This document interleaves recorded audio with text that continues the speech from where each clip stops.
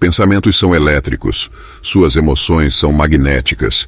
Seu cérebro e sua mente são duas coisas separadas, sendo a mente aquilo em que você coloca sua intenção em um pensamento que possui uma certa frequência de vibração, e então o cérebro receberá pensamentos com base nessa frequência. Você estabelece sua mente assim. É por isso que é chamada de mentalidade. Emoções não são exatamente o que você pensa que são.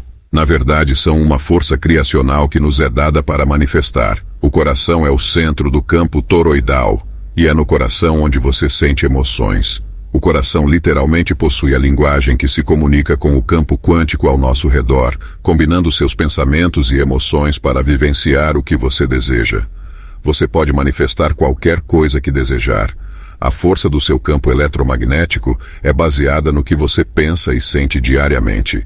Se você tem padrões de pensamento positivos, terá um campo mais forte. Esse campo é o que determina o que atrai para você, com quais pessoas você se sintoniza em um nível vibracional. É por isso que você diz, não gosto da vibe deles. É uma vibração que você está emitindo. As pessoas com quem você fala, com quem se dá bem, vocês estão sintonizados na mesma vibração. Se você deseja assistir a aula completa, o link está na bio.